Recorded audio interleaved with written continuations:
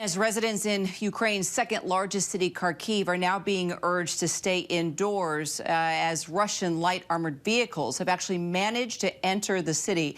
ABC News contributor General Robert Abrams, former commander of U.S. forces in Korea, along with Lieutenant General Doug Lute, former U.S. ambassador to NATO, join me now to discuss the latest tactics and strategies here. And just for a moment, gentlemen, I've seen so many articles circulating as of this morning, political leaders, military leaders speaking out about the mental state of Vladimir Putin. We'll get to what's taking place on the streets in just a moment, but if I could just get both of you to react, and General Lute, I'll start with you. I was looking at Marco Rubio. He was tweeting, "I wish I could share more, but for now I can say it's pretty obvious to many that something is off with Putin. He's always been a killer, but his problem now is different and significant. It would be a mistake to assume this Putin would react the same way he would have 5 years ago." And at the same time, Michael McFaul, who is Obama's ambassador to Russia, he's been paying attention as well. He tweeted, "I've watched and listened to Putin for more than 30 years. He's changed. He sounds completely disconnected from reality. He sounds unhinged." As military generals, I want to get your reaction. General Lute, first to you. Well, first of all, I'll pass on this opportunity to express myself as an amateur psychiatrist. All right. What bothers me is his decision-making style and the decision-making arrangement that he's crafted over these years, a very autocratic rule, places him alone in the decision tree, isolates him from dissenting views, and actually suppresses dissenting views, as we saw very publicly in his so-called National Security Council session last week. So it's his isolation and the absence of dissent that really concerns me. General Abrams, what do you think? Is Putin losing his mind here? Well, I would align myself with former Ambassador Lute. Difficult to make some sort of medical diagnosis from this far a distance. But look, we have long considered Vladimir Putin as ruthless as he is, right? That he has been a rational actor.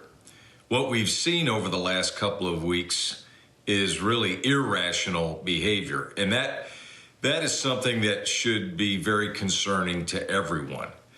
When he becomes and develops a pattern of irrational behavior, and there's a clear distinction between what's acceptable norms and being a rational or irrational actor. And so I think that, as Ambassador Lute just said, he has sequestered himself. This has been a long pattern, as reported throughout the COVID pandemic. And it's a very autocratic setup that he has, and no one will challenge him. That's the other problem. So it's a poisonous mixture that Putin has created for himself, and hopefully these negotiations will bear some fruit that maybe we can get him to off-ramp. Well, poisonous mixture. Doug, I have to ask you, how do you expect NATO to react now to Putin's latest nuclear threat here? And if Putin actually orders a nuclear strike, what do you think the response would be? Well, I think the nuclear deterrent, which is founded not as much on NATO, although NATO has some nuclear capability, but mostly on the strategic nuclear deterrent capability of the United States. This will be watched very carefully. And I think what's probably happening inside the Pentagon today and inside U.S. Strategic Command, which has control of our nuclear forces, is a very careful look at the difference between what Putin says, his rhetoric, as we saw today, right, his declaratory statements, and what actually happens on the ground. So do we see some change of status in nuclear warheads? Are they moved from one position to another? What about the delivery systems? Do we see nuclear-capable submarines put out to sea, out of port and to sea? What about nuclear-capable aircraft? Do their alert statuses actually change? Are there changes in the command and control system that we detect? So these will all be things that we're going to be watching very carefully. I think in the meantime, we should rest assured that our nuclear deterrent is in place, it's ready, and it's under appropriate civilian control. So, General Abrams, Russian forces appear to be a bit disoriented as Ukrainians battle back. A U.S. official actually said that one Russian soldier was heard on this chilling radio call saying, "We don't know who to shoot. They all look like us." Why are these battles so difficult to tell which side is which at this point? And what do you make of that radio call?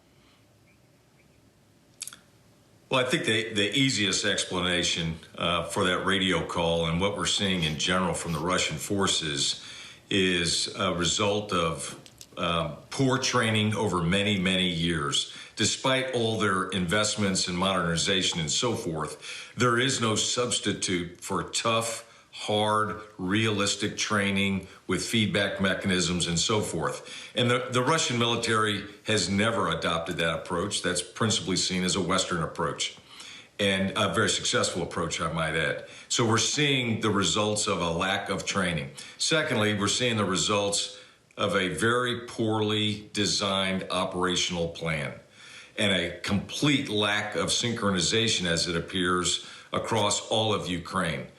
Maybe some pockets of some synchronization, but tactically and operationally, this operation is completely desynchronized for a number of factors.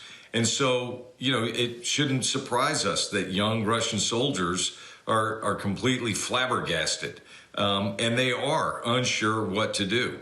And it is very difficult. The uniforms do look strikingly similar.